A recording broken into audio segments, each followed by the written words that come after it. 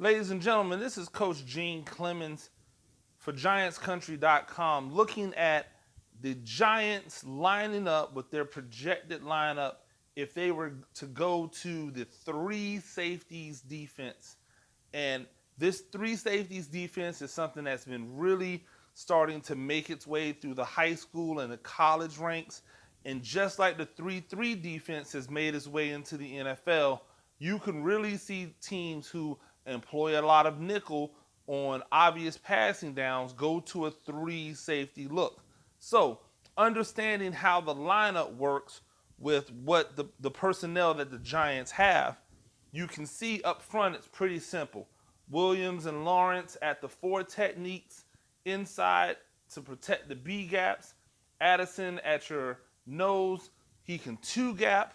The beauty of the front line is that this is very adjustable. So if they really wanted to go to say like something that was really more of a speed rushing, we're just trying to hit the gaps really fast, they could sub out any one of these guys up front and add some of the young defensive line talent that they have acquired in the draft. You can bring in guys who are going to be able to shoot gaps a lot faster, play with less power but more speed and agility if they wanted to do that. But they have these guys, and all three of these guys are adept at stopping the run. So if there's any type of run inside, these three guys can help stop it. You got Martinez at your middle linebacker, who is again also adept at stopping the run. He's had triple-digit tackles over the last few years.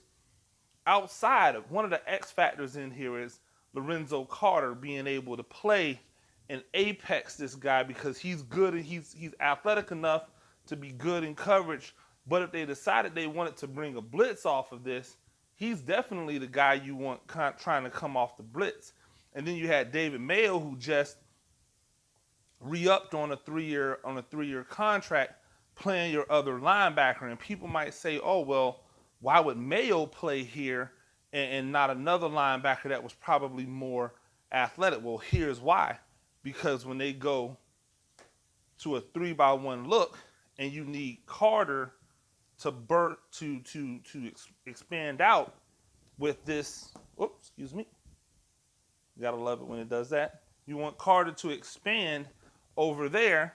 You have to have an opportunity for Martinez to pull over, and that's going to bring Mayo into the line. So Martinez would actually end up where Carter was, probably a little bit closer to the line, and Mayo would end up where Martinez was. Now, this guy on the backside, which in this case is Love is there to be able to be your D-gap defender. Or in this position, Love would probably flip to the front side and you bring Peppers to the backside to be that D-gap defender off the edge in case something came back this way to the weak side. So that's why you have a guy like Mayo in there in order to continue to give you a player that's adept at being able to hold against the run in case he has to pull into the box. So right there you have those guys. You've got Bradbury and Baker on the outside who are able to lock up and really beat up these outside receivers. Peppers and Love are playing these outside safeties where McKinney is patrolling the middle. Now, obviously, you could change it up. You could have McKinney over here and Love in the middle.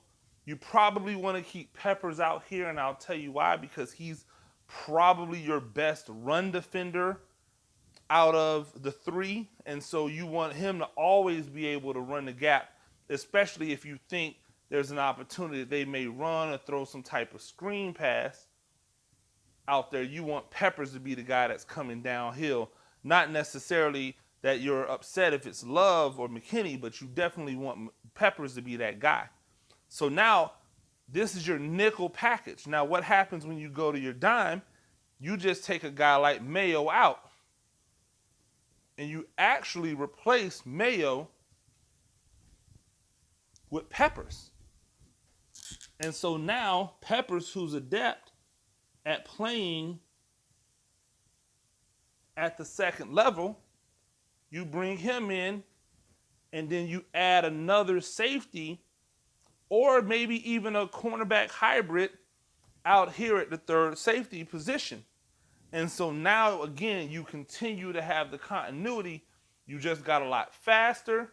Now Lorenzo Carter's still there. Martinez is there. So now if they went trips, instead of Martinez having to bump out, if they go trips now, Peppers would just travel over. So Carter would stay put. Martinez would stay put. You'd still have your guy, your safety on the backside for the alley. You'd be able to double team a number one over here. You have everybody fundamentally sound. All of your gaps are covered because these defensive ends are B-gap defenders.